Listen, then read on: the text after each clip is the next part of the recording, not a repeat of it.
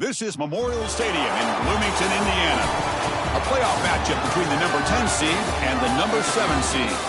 It's the Georgia Bulldogs against the defending national champion, Indiana Hoosiers. Opening round playoff game about to kick off. Great atmosphere here. Let's check with Holly Rowe down on the sidelines.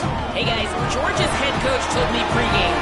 As you know, so much hype coming into this playoff matchup about the running back. He's coming off that Heisman Trophy win. But the coach has talked to his team about putting that behind them. He's also addressed his teammates and said, I don't care what trophies I win. What matters is us winning one together. We'll see if they're able to get that chemistry and cohesion together here to start the game. Back to you. Thank you, Holly. We'll keep an eye on that.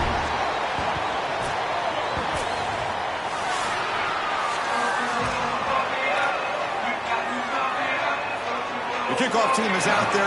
Great energy as this college football playoff gets underway. Fields it just outside the goal line. He'll be tackled at the 18. That's good coverage there. And here comes the Georgia offense for the first time today as they begin what they hope is going to be a long playoff run. Everyone associated with this program. They know SEC championships are special, Joel, but ultimately you're judged by what you do in the playoff, and the Dogs have come up short. It's such a high standard, but you're exactly right. And everybody in the SEC footprint wants that championship, and I would say that this is the top brand in that conference and certainly their best hope to go make a run and he's got some space. Look out. Tackle made after a solid gain. They'll spot the ball at the 31. Well, this has been one of the great seasons in college football history, Chris. 2,000 yards on the ground. It's remarkable. It's why he's a candidate for the Heisman Trophy, Doak Walker Award. He's one of the best players in college football, and he's going to have to be great today if they want to win. Defense flies in. They make the tackle behind the line of scrimmage. Chris, I've never been a huge fan of the screen pass on first down because the defense is in base defense. Generally speaking, they're ready to defend the run or... He's got space. They tackle him. Looks like it's going to be just short of the marker, inches away. That is a great run on second and long. I think they caught the defense off guard a little, Chris. You can see them back playing the pass. There's nobody left in that run defense, and they're able to hit him with a big gain. Now they create a third and manageable situation. That's a really good play call from the play caller. Play fake, looking to throw. The pass is intercepted. He's bringing it back. He could go. Touchdown, Indiana. 6 points for the defense in this playoff game. What a moment. Chris, I guess this is just the Hoosiers calling card. They get into the playoff and create these massive plays early in the game. Remember, it was D'Angelo Pons in the national semifinal. Picked off Dante Moore on his first attempt last year for a pick six. And here the Hoosiers do it again in the playoff. The pick six to set them up for success. They stop him at the 23. That's solid coverage. And the powerful Georgia offense is back out on the field. It'll be interesting to see if this quarterback can bounce back. He threw a pick six in the last possession. You get him down, but that's a nice play. Moves the ball to the 33. One of the things about this expanded playoff bracket that fans find so attractive, you're going to get numerous collisions between the two dominant conferences in the sport, the Big Ten and the SEC. What a treat it is, Chris, because we know these conferences are the deepest and the best conferences in college football. And when we get a matchup like this, it's time to just sit back and enjoy it. What a day. That's a good find by this quarterback to move the chains and create another first down. And now you got to keep this momentum going.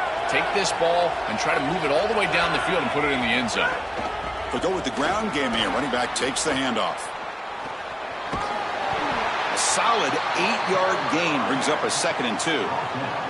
You can just feel it. There's always extra juice in the Big Ten and the SEC collide. The SEC, of course, dominating the championship landscape for more than a decade, with the Big Ten flexing now, Joel, 3 years in a row. Well, Chris, to be the best, you got to beat the best. And the title is going to go through one of these two conferences. In order for the Big Ten to get to the mountaintop, they trap him for a sack.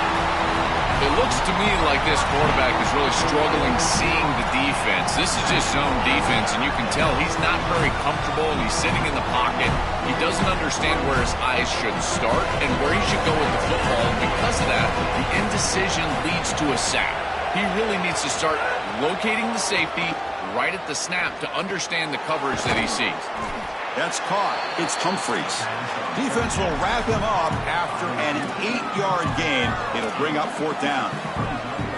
All right, so you get the completion, and maybe this is a more manageable 4th down opportunity, but I still don't love the idea of going for it and being aggressive. This is just too many yards to go for it. I think the punt is the play.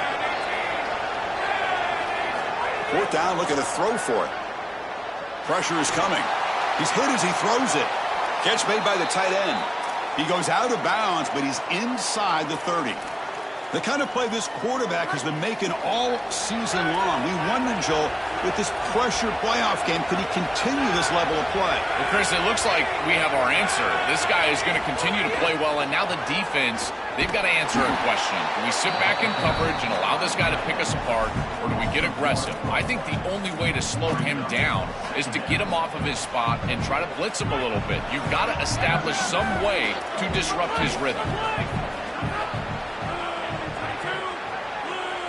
Back to pass. It's Stockton. Receiver looks it in. It's complete.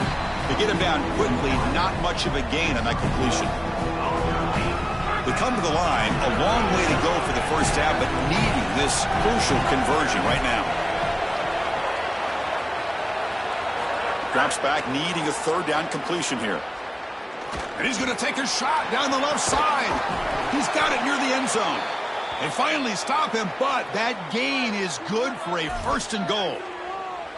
That's a good start for the Bulldogs quarterback. Of course, in Georgia's history, Joel, quarterbacks have not always been asked to go out and win games single-handedly. But this guy, I think he's more than a game manager. Chris, I think you're exactly right in that. To me, he reminds me a bit more of a Matt Stafford in that he's going to be asked to really attack and throw the football down the field. And if he's able to be efficient, then they're going to have success in this postseason.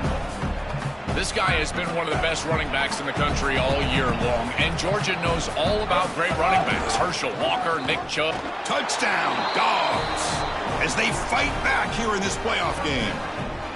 Very satisfying drive, and perhaps a relief to finally get into the end zone to match the score from the other side in this playoff game. Chris, it can certainly present some nervy moments when you go down in a big game and be able to